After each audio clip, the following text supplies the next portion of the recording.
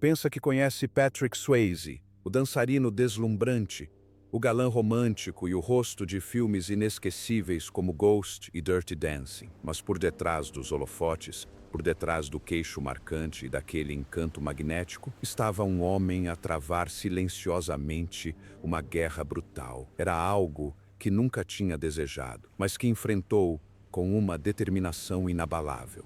Esta é a história crua e inédita das últimas horas de Patrick Swayze. Como enfrentou um diagnóstico brutal, como se recusou a partir em silêncio e como se agarrou ao amor quando já não havia mais nada a que se agarrar. Percorramos o último capítulo da sua vida e as palavras finais que ainda ecoam nos corações daqueles que deixou para trás. Antes da queda, Patrick Swayze, a estrela adorada pelo mundo. Muito antes de os títulos começarem a mencionar o cancro do pâncreas, Patrick Swayze já era uma lenda em ascensão. Não nasceu na elite de Hollywood, mas tinha a postura de alguém que pertencia à frente das câmaras. Criado em Houston, no Texas, Patrick era filho de uma coreógrafa e de um cowboy, uma fusão de graciosidade e garra que viria a moldar toda a sua identidade. Numa cidade obcecada por rótulos, era difícil encaixá-lo. Seria ele o artista sensível, com formação em balé e dança clássica? Ou seria o galã americano robusto, com sotaque sulista e olhar penetrante? Ele era ambos, e isso tornava-o magnético. O seu momento de destaque aconteceu em 1987 com Dirty Dancing. Ninguém esperava que um filme de dança de baixo orçamento se tornasse um fenômeno cultural, mas a interpretação de Swayze como Johnny Castle foi um sucesso estrondoso. As mulheres adoravam-no. Os homens queriam ser como ele. E os adolescentes tentaram imitar o que ele fazia nas piscinas durante décadas. Mas não era apenas um rosto bonito com movimentos suaves. De seguida, protagonizou Ghost, um papel emocionante que exigia vulnerabilidade, dor e contenção. O filme tornou-se um dos maiores sucessos de bilheteira da época e valeu-lhe uma nomeação para o Globo de Ouro. De repente, Swayze não era apenas um sucesso de bilheteira. Estava a revelar-se um ator sério e emocionalmente sólido. No final dos anos 80 e início dos anos 90, construiu uma imagem de homem forte e silencioso, mas com alma. Seja a interpretar viciados em adrenalina, em caçadores de emoção ou almas atormentadas em Cidade da Alegria, ele trazia profundidade a cada cena.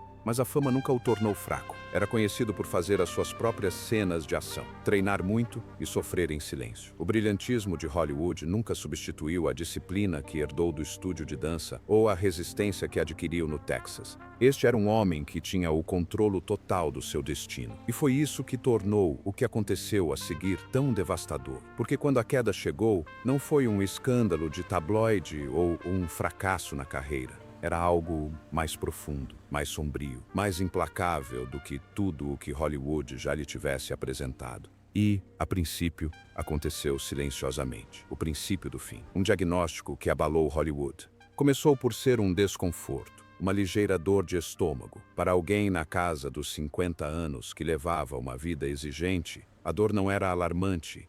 Patrick atribuiu a dor a problemas digestivos, estresse ou talvez uma distensão muscular. Mas a dor não passou. Na verdade, piorou. Uma dor aguda e persistente que o incomodava à meio da noite. Lisa incentivou-o a procurar atendimento médico. Finalmente, ele fê-lo. Os exames de rotina transformaram-se em exames urgentes, análises ao sangue, depois biópsias. E assim, de repente, tudo mudou. Adenocarcinoma pancreático em estádio 4 é um dos diagnósticos mais letais da medicina moderna, muitas vezes chamado de assassino silencioso. O cancro do pâncreas raramente se manifesta até que já tenha invadido órgãos vitais. No caso de Patrick, o cancro já tinha atingido o fígado. Os médicos foram diretos. O tumor não era um tipo de cancro curável, não era sequer controlável no sentido tradicional. As probabilidades não eram apenas pequenas, eram praticamente inexistentes. A sobrevivência mediana nesta fase é de 3 a 6 meses. Muitos doentes nem chegam a sobreviver tanto tempo. Para a maioria das pessoas, receber um diagnóstico como este seria devastador. Ponto final. Mas Patrick não era como a maioria das pessoas. Em vez de se deixar abater perante o diagnóstico, olhou nos olhos dos médicos e perguntou: "O que vamos fazer em relação a isso?" A sua mulher, Lisa Niemi, a sua companheira de longa data e confidente mais próxima, estava ao seu lado. Juntos, entraram em modo de batalha. Não procuravam milagres, procuravam tempo. Dias, semanas, qualquer coisa que pudessem obter. Um ensaio clínico no Centro Médico da Universidade de Stanford ofereceu alguma esperança. O Dr. George Fisher liderava uma equipe de investigação que testava um medicamento chamado Vatalanib, um composto desenvolvido para impedir que os tumores criassem novos vasos sanguíneos, essencialmente matando-os à fome. O medicamento não tinha sido aprovado pela FDA. Não havia garantia de que resultasse, mas era alguma coisa. E para Patrick, alguma coisa já era motivo suficiente para lutar. Ele não queria apenas mais tempo. Ele queria retomar o controle da sua vida. E esse desejo acompanhá-lo-ia por mais tempo do que qualquer um esperava. A última grande luta. Patrick regressa ao set. Janeiro passou a ser fevereiro, depois março. Patrick iniciou o seu tratamento experimental com Vatalanib e os efeitos secundários foram imprevisíveis. Estava exausto e com náuseas. O seu corpo estava a entrar em território desconhecido, mas nunca falhou uma dose, nunca demonstrou qualquer dúvida. Na verdade, quando lhe perguntavam como estava, não falava de dores nem de cansaço. Sou um milagre, dizia. Era isso que ele dizia às pessoas. A 2 de abril de 2008, Patrick regressou a Stanford para fazer uma tomografia e avaliar como o seu corpo estava a reagir. Os resultados foram, contra todas as expectativas, promissores. As suas lesões no fígado não haviam aumentado. Alguns eram metabolicamente menos ativos. O tumor pancreático não se tinha espalhado mais. Ele não foi curado, nem perto disso, mas ele estava de pé, lutando, e por um instante, mantendo a posição. Aquele momento deu-lhe o que mais precisava, permissão para voltar a viver.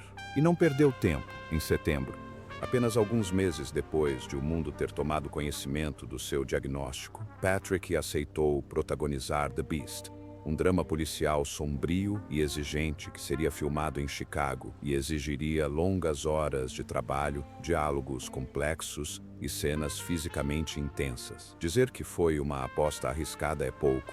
Os executivos da estação estavam nervosos. Os agentes de seguros tinham dúvidas. Mas o Patrick aparecia todos os dias. Ele recusou duplos, decorou cada fala, dedicou-se completamente. Não se tratava de imagem, nem sequer de carreira. Tratava-se de desafio, sobre provar que ainda tinha fôlego para mais. Trabalhava 5 dias por semana, filmando em turnos exaustivos de 14 a 16 horas. E quando as câmaras paravam de gravar, passava os fins de semana no hospital a fazer quimioterapia. A maioria dos atores teria desistido. Ninguém o teria culpado, mas Patrick acreditava que o trabalho fazia parte da sua terapia, que manter a mente focada era tão importante como o que entrava no seu soro intravenoso. E, de certa forma, tinha razão, porque durante aqueles meses não era um doente. Ele era novamente ator, e a cada cena que filmava, a cada fala que pronunciava, lutava contra o tempo, por detrás da cortina, dor, orgulho e um desespero silencioso.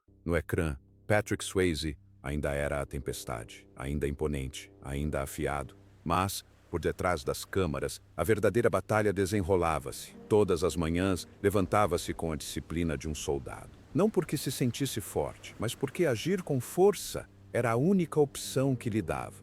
Engolia o enjoo com chá de ervas, aplicava a própria maquilhagem com as mãos trêmulas e entrava no platô como se não estivesse a morrer por dentro. Era uma atuação dentro de outra atuação, mas o cancro é um mestre da erosão.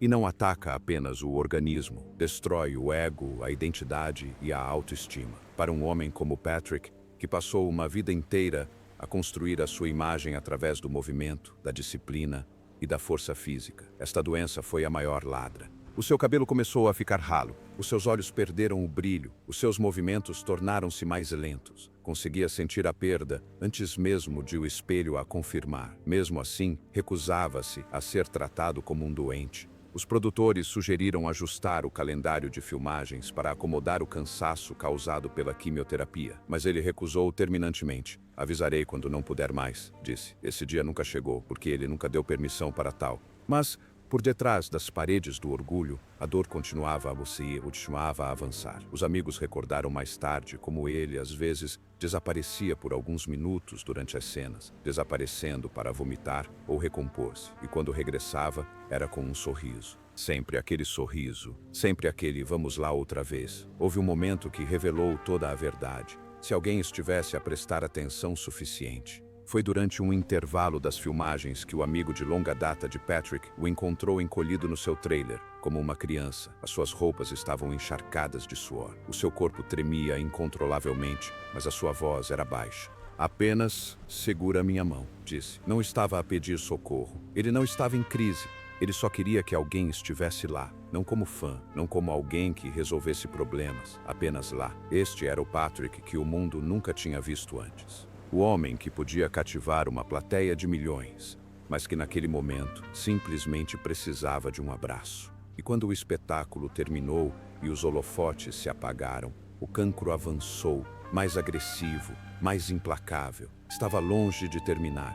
A máscara caiu. A saúde de Patrick deteriorou-se. Com a doença exposta e à mostra, Patrick já não se conseguiu esconder, nem do público, nem da imprensa, e certamente não do cancro. Janeiro de 2009 marcou um ponto de viragem, não só na sua saúde, mas na sua realidade. Pouco depois de terminar as gravações da série, Patrick foi levado de urgência para o Cedar Sinai Medical Center com uma pneumonia. Para qualquer outra pessoa, a pneumonia poderia significar uma longa semana de repouso na cama. Mas para alguém em tratamento de quimioterapia, cujo sistema imunitário estava debilitado, poderia significar a morte. A doença obrigou o mundo a prestar atenção. Até então, Patrick tinha conseguido manter o pior da sua batalha longe das manchetes. Mas as fotos de paparazzi, a mostrar o seu corpo visivelmente magro, as suas bochechas encolhidas e o tubo de oxigênio, revelaram a verdade. A doença estava a vencer. Mesmo assim, enquanto os pulmões falhavam e as forças diminuíam, Patrick insistia em discutir os próximos passos. Não fazer nada não fazia parte do seu vocabulário. Os seus médicos propuseram algo radical, uma combinação não testada de Abraxane e Gemzar, dois potentes medicamentos quimioterápicos ainda não amplamente aprovados para uso conjunto. Era arriscado. Havia preocupações quanto à toxicidade, aos efeitos secundários e à eficácia global. Mas Patrick não hesitou, deu luz verde imediatamente. O tratamento foi brutal. Começou a perder o cabelo, algo que o afetou mais do que a maioria esperaria. O Patrick sempre se portou com orgulho, com presença. Perder o cabelo não era apenas uma questão estética, era um símbolo, um lembrete de que a batalha já não estava nem perto de ser equilibrada. Para preservar a sua dignidade, usava perucas em público. Praticava o sorriso apesar do desconforto, mas o seu peso caiu drasticamente. A sua pele ficou pálida e encovada. Até mesmo caminhar curtas distâncias se tornou exaustivo. Mesmo assim, no meio da névoa, da fadiga e da náusea, tentava acompanhar a vida. Andava a cavalo.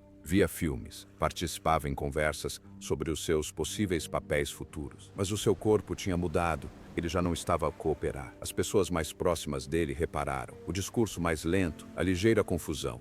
A forma como ele olhava para o vazio às vezes. Parecia meio ausente. O seu cancro já não estava restrito ao pâncreas ou ao fígado. Estava por todo o lado. O seu corpo, outrora o seu templo, tornara-se o campo de batalha. E estava a perder terreno. Então, Patrick tomou uma decisão. Era hora de regressar a casa. O retiro final. Lar, cavalos e a dura realidade. Em abril de 2009, Patrick Swayze deixou para trás o caos de Hollywood e a frieza dos quartos de hospital. Ele e Lisa regressaram ao seu rancho na Califórnia, uma vasta propriedade aninhada entre colinas e cavalos. O rancho era onde Patrick se sentia mais em paz, onde tudo se acalmava e a vida parecia novamente real. Ele não chamava isso desistir. Chamou-lhe voltar ao que importava. O rancho sempre fora um santuário para eles. Longos passeios a cavalo pelos pastos. Tardes na varanda a ver o pôr do sol. O som dos cascos na terra. Era a terapia deles. Para Patrick, era mais do que apenas um lar. Era ele mesmo, mas as coisas tinham mudado. A sua estrutura atlética havia sido debilitada pela quimioterapia. Os seus músculos haviam se transformado em fragilidade. Até mesmo subir para um cavalo exigia agora esforço. Por vezes, simplesmente ficava parado junto à cerca a observá-los. A Lisa fazia tudo. Cuidava da propriedade, preparava as suas refeições, administrava os seus medicamentos e ficava acordada durante a noite quando a dor se agravava. Viu o homem que amava desde a adolescência desaparecer lentamente diante dos seus olhos. Mesmo assim, nunca o deixou sentir que se estava a apagar. Patrick agarrou-se a uma sensação de normalidade o mais que pôde. Usava peruca na presença dos convidados, sorria para as fotos ocasionais. Mantinha-se direito mesmo quando sentia que ia desmaiar. Ainda tentava fazer piadas. Humor seco, temperado com sarcasmo como sempre, mas a sua energia estava a esvair-se rapidamente. E a comunicação social não ficou muito atrás. Os paparazzi posicionaram-se perto da propriedade, na esperança de conseguir a foto perfeita. Patrick Swayze, sem filtros.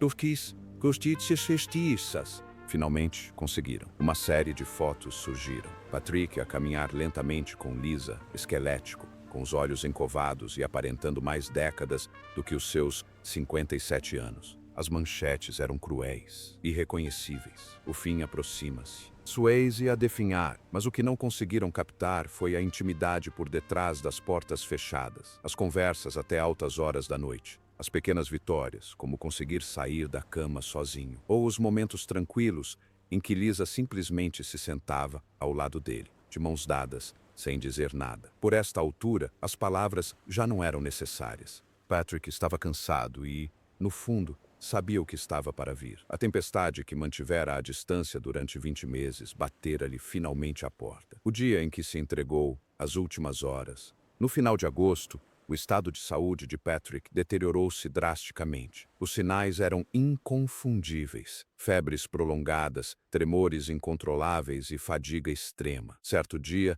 desmaiou com febre alta e uma frequência cardíaca perigosamente elevada. Os exames de sangue revelaram a verdade assustadora: hipercalcemia, hiponatremia, hemorragia gastrointestinal e quase nenhuma célula branca no sangue. O seu corpo não estava apenas a enfraquecer, estava a entrar em colapso. Lisa levou-o a correr para o Cedar Sinai mais uma vez, mas desta vez não houve novos exames, sem nova esperança. A 9 de setembro, os médicos disseram as palavras que nunca ninguém quer ouvir: não há mais nada que possamos fazer. Nessa noite, o Patrick voltou para casa pela última vez. Os acontecimentos que levaram à sua morte foram revelados por Lisa numa entrevista de 2011, onde terá dito: já não consigo guardar este segredo.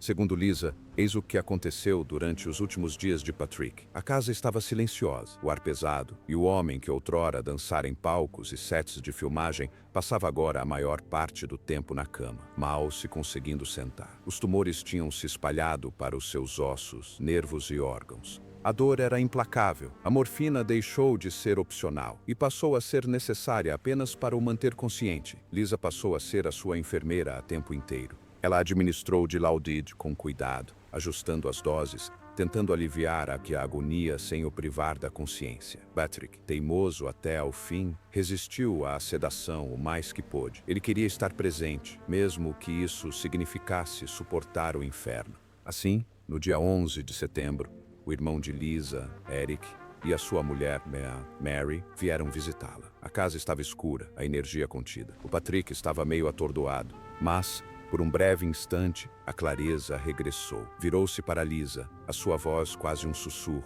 eu amo-te. Lisa inclinou-se para a frente. Eu também te amo. Não o sabiam naquele momento, mas estas seriam as suas últimas palavras. Nada dramáticas, nada poéticas, apenas puras e sinceras. Nos 2 dias seguintes, Patrick entrou em coma. A sua respiração tornou-se superficial. O seu corpo, já frágil, foi ficando cada vez mais imóvel a cada hora que passava. Assim, às 10h da manhã do dia 14 de setembro, Lisa sentou-se ao lado dele e reparou na mudança. Uma respiração profunda, uma longa e última inspiração.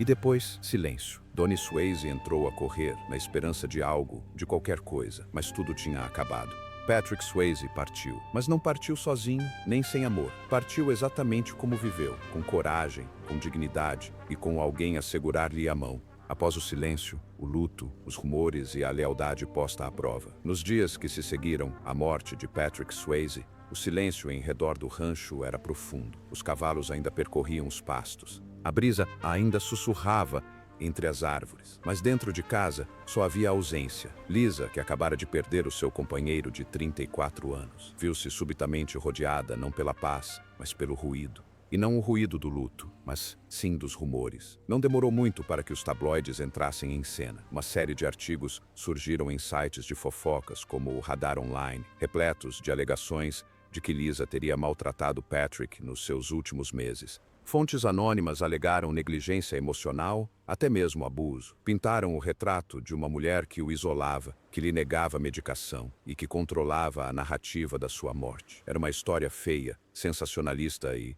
segundo aqueles que realmente testemunharam os acontecimentos, pura ficção. Amigos e familiares saíram em defesa de Lisa de forma rápida e decisiva. Os registros médicos, analisados por especialistas independentes como o Dr. Richard Hunter, revelaram uma história completamente diferente. O nível de cuidados que o Patrick recebeu não foi apenas consistente, foi extraordinário. Cada pico de dor foi tratado, cada complicação foi controlada, cada consulta médica foi acompanhada meticulosamente. O Dr. Hunter, tendo visto os registros de Patrick em primeira mão, declarou publicamente que não havia absolutamente nenhuma evidência de abuso ou negligência. Chegou mesmo a comentar que a sobrevivência prolongada de Patrick, quase 20 meses após o diagnóstico, não teria sido possível sem cuidados dedicados e consistentes. E foi exatamente isso que Lisa proporcionou. Outras pessoas próximas de Patrick durante aqueles últimos meses descreveram Lisa como o seu anjo da guarda. Cozinhava, limpava, controlava cada dose de medicação, coordenava tudo com os médicos e ficava acordada toda a noite quando a dor se tornava insuportável para ele dormir. Mas, como costuma acontecer após a morte de uma celebridade, as especulações públicas não desaparecem com o corpo. Existe um vácuo que convida à conspiração, e quando a verdade permanece em silêncio, o escândalo tende a falar mais alto. Ainda assim, aqueles que importavam, aqueles que sabiam, nunca vacilaram no seu apoio a Lisa, Donnie Swayze, amigos próximos, equipa médica e até ex-colegas de Patrick partilharam o mesmo sentimento. O capítulo final de Patrick não foi de traição, mas de amor inabalável. E o amor, como o provou em vida e na morte, era o que mais importava. Como é que ele conseguiu viver tanto tempo? A mente supera o cancro. Quando Patrick Swayze recebeu o diagnóstico, até os seus oncologistas se prepararam para o pior. O cancro do pâncreas em estágio 4, especialmente quando já metastizou para o fígado, é uma sentença de morte pelos padrões médicos. Muitos doentes mal sobrevivem durante 3 meses, 6 se tiverem sorte. O Patrick viveu durante 20. Então, o que fez a diferença? De acordo com o Dr. Richard Hunter e outros especialistas, não foram apenas os ensaios clínicos ou os medicamentos experimentais, embora estes tenham certamente contribuído. O que prolongou a sua vida foi uma combinação de 3 forças poderosas que a maioria dos doentes não possui em simultâneo. A primeira delas foi a sua condição física. Patrick não era estranho à dor ou à resistência. Como bailarino profissional e ex-atleta, tinha construído um corpo esguio, musculado e excepcionalmente resistente. O seu sistema cardiovascular era forte, a sua disciplina mais apurada do que a da maioria dos aspirantes olímpicos. Anos a ultrapassar os seus limites tornaram-no excepcionalmente preparado para tolerar tratamentos agressivos, recuperar de infecções e suportar regimes de quimioterapia que derrubariam a maioria das pessoas. O segundo fator foi o acesso a serviços médicos de elite. Quando recebeu o diagnóstico, Patrick não se conformou com o tratamento padrão. Tinha os meios e a rede de contactos para aceder à divisão de investigação da Universidade de Stanford. Entrou no estudo clínico com Vatalonib logo no início, teve acompanhamento frequente, equipas de oncologia de ponta e, mais tarde, acesso a combinações de Gemzar e Abrichan, a que a maioria dos doentes não teria direito. Não estava a lutar apenas com força de vontade, tinha um arsenal médico à sua disposição. O último fator, e talvez o mais crucial, foi a sua própria mentalidade. O desafio não era apenas sobre resistência, mas também sobre clareza de propósito. O Patrick escolheu trabalhar, escolheu amar, escolheu continuar a esforçar-se até não aguentar mais fisicamente. Não se deixou rotular como doente terminal. Ele autodenominava-se um milagre. Recusou-se a aceitar o papel de vítima e ao fazê-lo, redefiniu o que significava sobreviver. Esta força mental não só o ajudou, como também inspirou aqueles que o rodeavam. Médicos, enfermeiros e amigos, todos diziam a mesma coisa. Já devia ter partido há meses, mas continuava a aparecer. Aparecer para o trabalho, para a Lisa, para a vida.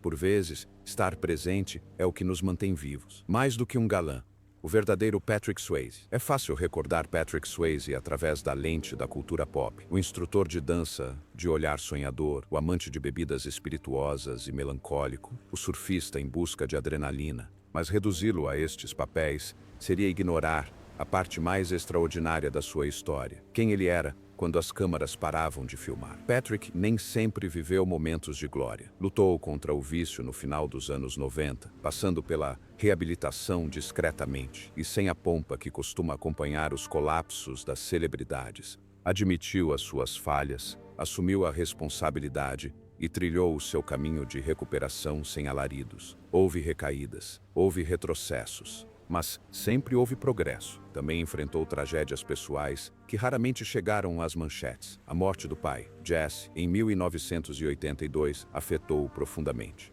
Mais tarde, ele e Lisa sofreram a dor de um aborto espontâneo, algo que os perseguiu durante anos. Foram feridas que ele nunca dramatizou em público, mas moldaram a resiliência silenciosa que ele transportou na sua luta contra o cancro. E depois veio o casamento dele. Hollywood é famosa pelas suas histórias de amor de curta duração. Mas Patrick e Lisa foram uma rara exceção. Conheceram-se na adolescência, casaram jovens e permaneceram juntos durante mais de 3 décadas. O relacionamento deles não era perfeito. Nenhum relacionamento verdadeiro o é.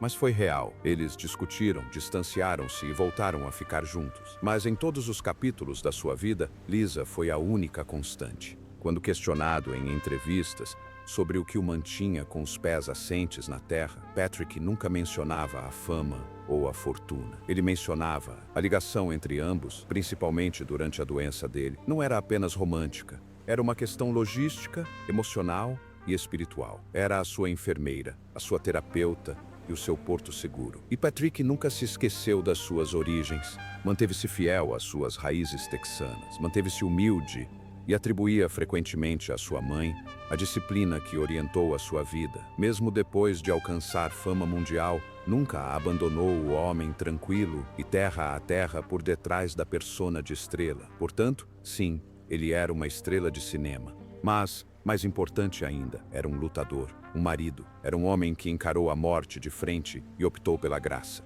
E esta é a versão de Patrick Swayze que se mantém viva, nas pessoas que tocou e na forma como deixou este mundo. A palavra final, o legado que Patrick deixou. Num mundo que idolatra celebridades e procura a perfeição, o ato final de Patrick Swayze foi refrescantemente, dolorosamente humano. E nestes momentos finais, vemos o verdadeiro propósito de toda a sua jornada, a conexão. A história de Patrick é poderosa, não porque escapou à morte, mas pela forma como a enfrentou, de coração pleno. Mais importante ainda, fez tudo à sua maneira. O seu legado não se resume aos filmes que deixou, embora ainda emocionem o público décadas depois. Não se resume apenas aos prêmios ou às aparições na passadeira vermelha. Está em como vivia quando ninguém estava a ver, em como ele se debatia quando estava exausto, em como ainda sorria quando lhe doía, como se agarrou ao amor, mesmo quando tudo o resto lhe escapou. E é na lição que nos ensinou, intencionalmente ou não, que morrer não tem de ser doloroso, que pode haver beleza na despedida. Esta força nem sempre ruge. Por vezes, ela sussurra, amo-te, antes de se calar para sempre. Qual o seu momento favorito de Patrick Swayze? Partilhe a sua opinião nos comentários abaixo. Obrigado por assistir. Até a próxima.